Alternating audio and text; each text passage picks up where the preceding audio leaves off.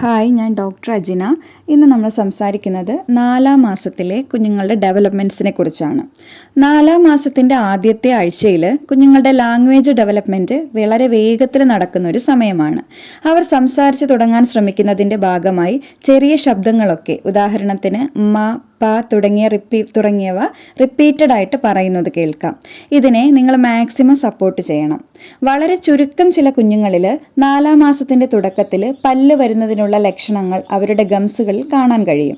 എന്നാൽ 6-ാം മാസം ആയതിനു ശേഷം മാത്രമേ അത് പുറത്തേക്ക് വിസിബിൾ ആവുകയുള്ളൂ. ഈ സമയങ്ങളിൽ കുഞ്ഞുങ്ങൾക്ക് സ്മൂത്തായ ബോഡി മസാജസ് ഒക്കെ നൽകി അവരോട് ഇൻട്രാക്ട് ചെയ്യുന്നത് പാരൻസും കുഞ്ഞുങ്ങളുമായിട്ടുള്ള ബോണ്ട് ഇംപ്രൂവ് ചെയ്യാൻ സഹായിക്കും. ഇപ്പോൾ കുഞ്ഞുങ്ങൾക്ക് അവരുടെ മൂവ്മെന്റ്സുകളൊക്കെ നല്ല രീതിയിൽ കൺട്രോൾ ചെയ്യാനും സാധനങ്ങളൊക്കെ കൈകൊണ്ട് എടുക്കാനും കഴിയാറുണ്ട്. 4-ാം മാസത്തിലൊക്കെ കുഞ്ഞുങ്ങൾക്ക് അവരുടെ ഹാൻഡ് ഐ കോർഡിനേഷൻ വളരെയധികം ഇംപ്രൂവ് ചെയ്തുകൊണ്ടിരിക്കും. ആയതിനാൽ അതിനെ ഒന്നുകൂടി ബൂസ്റ്റ് ചെയ്യാനായി നമ്മൾ കുഞ്ഞുങ്ങളെ കുളിപ്പിക്കുന്ന സമയത്ത് ബേബി ഫ്രണ്ട്ലി ആയിട്ടുള്ള സോപ്പുകളിൽ നിന്നൊക്കെ ബബിൾസ് ഉണ്ടാക്കി കുഞ്ഞിരിക്കുന്ന ഭാഗത്തേക്കൊന്ന് ഊതിക്കൊടുക്കുക. ഇവിടെ ബബിൾസ് കുഞ്ഞുങ്ങളുടെ മുഖത്തും കണ്ണിലുമൊക്കെ ആകാതെ ശ്രദ്ധിക്കണം. അവരുടെ കൈകളിലും കാലുകളിലും വയറിലുമൊക്കെ ബബിൾസ് എത്തുന്നത് പോലെ ചെയ്യാം. അപ്പോൾ ആ ബബിൾസിനെ പിടിക്കാനും അത് തൊട്ട് നോക്കാനുമൊക്കെ അവരെ പ്രോത്സാഹിപ്പിക്കുകയും ചെയ്യുന്നത് അവരുടെ ഹാൻഡ് ഐ കോർഡിനേഷൻ ഇംപ്രൂവ് ചെയ്യാൻ സഹായിക്കുന്ന ഒന്നാണ്.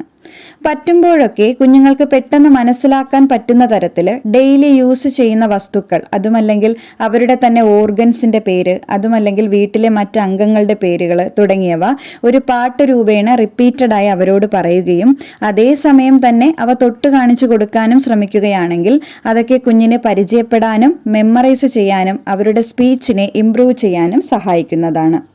ഇനി 4-ാം മാസത്തിൻ്റെ 2-ാമത്തെ ആഴ്ചയിൽ കുറച്ച് സമയമൊക്കെ അവർക്ക് തന്നെ അവരെ എൻഗേജ് ചെയ്യിക്കാൻ കഴിയും. വളരെ ചുരുങ്ങിയ സമയം സ്വയം കളികളിലൊക്കെ ഏർപ്പെട്ട് എൻജോയ് ചെയ്യാൻ അവർ ശ്രമിക്കാറുണ്ട്. ചില കുഞ്ഞുങ്ങൾ അവരുടെ കാലുകൾ പിടിച്ച് മുഖത്തേക്കും വായിലേക്കുമൊക്കെ കൊണ്ടുവരുന്നത് കാണാം. ഇങ്ങനെ ചെയ്യുന്ന കാര്യങ്ങളൊക്കെ അവർ വീണ്ടും റിപ്പീറ്റഡായി ചെയ്തുകൊണ്ടേയിരിക്കും. ഇത് അങ്ങനെ ചെയ്താൽ എന്താണ് സംഭവിക്കുന്നത് എന്നുള്ള ഒരു കോസ് ആൻഡ് എഫക്റ്റ് മനസ്സിലാക്കുന്നതാണ്. 4-ാം മാസത്തിൻ്റെ 3-ാമത്തെ ആഴ്ചയിലും കുഞ്ഞുങ്ങൾ കരയുന്നതിലൂടെ തന്നെയാകും അവരുടെ ആവശ്യങ്ങളൊക്കെ കമ്മ്യൂണിക്കേറ്റ് ചെയ്യുന്നത്. ഈ സമയങ്ങളിലൊക്കെ അവരെ കണ്ണുപൊത്തി കളിപ്പിച്ച് കാണിക്കുന്നതും വിവിധ തരം ശബ്ദങ്ങളൊക്കെ കേൾപ്പിക്കുന്നതും കുഞ്ഞുങ്ങൾ വളരെയധികം എൻജോയ് ചെയ്യാറുണ്ട്. നിങ്ങൾക്ക് നാവ് കൊണ്ട് പറ്റുന്ന ഫണ്ണി വോയിസസ് ഒക്കെ ചെയ്ത് കേൾപ്പിക്കുന്നത് അതിനൊക്കെ അവർ ചിരിച്ചുകൊണ്ട് റിയാക്ട് ചെയ്യാൻ ശ്രമിക്കുന്നതാണ്. 4-ാം മാസത്തിൻ്റെ 4-ാമത്തെ ആഴ്ചയൊക്കെ ആകുമ്പോൾ കുഞ്ഞുങ്ങളെ രാത്രിയിൽ ഉറക്കാനൊക്കെ കുറച്ച് ബുദ്ധിമുട്ടുകൾ കണ്ടുവരാറുണ്ട്. ഇത് പരിഹരിക്കാനായി ഒരു നൈറ്റ് റൊട്ടീൻ അവരെ ശീലിപ്പിക്കുന്നത് നല്ലതാണ്. അതിനായി ഉറങ്ങുന്നതിന് മുൻപേ കുളിപ്പിക്കുകയും അയഞ്ഞ നൈറ്റ് സ്യൂട്ട്സ് പോലെയുള്ള ഡ്രസ്സുകൾ ഇട്ട് കൊടുക്കുകയും നല്ല രീതിയിൽ ഫീഡ് ചെയ്യുന്നതും ആവശ്യമാണ്.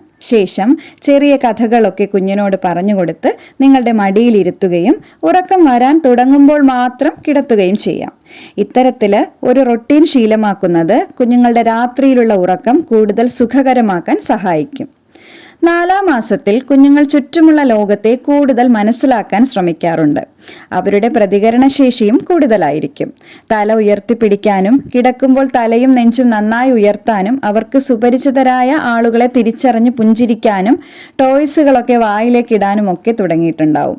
കുഞ്ഞുങ്ങൾ ഈ മാസങ്ങളിലൊക്കെ എന്തെങ്കിലും ശബ്ദങ്ങളൊക്കെ കേൾക്കുമ്പോൾ തിരിച്ച് അവരാൽ കഴിയുന്ന ശബ്ദങ്ങൾ ഉണ്ടാക്കി പ്രതികരിക്കാൻ ശ്രമിക്കും. ചില കുഞ്ഞുങ്ങൾ കമിഴ്ന്ന് കിടന്ന് പിറകിലേക്ക് മറിയാനും അതായത് റോളിംഗ് ഓവർ ചെയ്യാനും തുടങ്ങിയിട്ടുണ്ടാകാം. 4-ാം മാസത്തിൻ്റെ അവസാനത്തോടെ നിങ്ങളുടെ ഫേഷ്യൽ എക്സ്പ്രഷൻസും ഇമോഷൻസും ഒക്കെ അവർ മനസ്സിലാക്കാൻ തുടങ്ങും. കുഞ്ഞുങ്ങൾ ഉണ്ടാക്കുന്ന ചെറിയ ശബ്ദങ്ങളോടൊക്കെ നിങ്ങൾ നല്ല രീതിയിൽ പ്രതികരിക്കുന്നത് അവരുടെ മാനസികവും സാമൂഹികവുമായ വളർച്ചയെ കൂടുതൽ വേഗത്തിലാക്കാൻ സഹായിക്കുന്നതാണ്. എല്ലാ കുഞ്ഞുങ്ങളും വ്യത്യസ്തരായതിനാൽ തന്നെ വളർച്ചാഘട്ടങ്ങളിലും ചെറിയ ചില സമയവ്യത്യാസങ്ങളൊക്കെ കാണാറുണ്ട്. ശ്രദ്ധിക്കപ്പെടാവുന്ന തരത്തിൽ അധികമായ എന്തെങ്കിലും ചേഞ്ചസ് തോന്നുന്നുണ്ടെങ്കിൽ ഒരു ഡോക്ടറുടെ അഭിപ്രായം തേടാവുന്നതാണ്. പ്രധാനമായിട്ടും ഇത്രയും കാര്യങ്ങളാണ് ഈ ഒരു ടോപ്പിക്കിൽ പറയാനുള്ളത്. നിങ്ങൾക്ക് ഈ വീഡിയോ ഇഷ്ടമായെങ്കിൽ please do like, share, comment and subscribe. Thank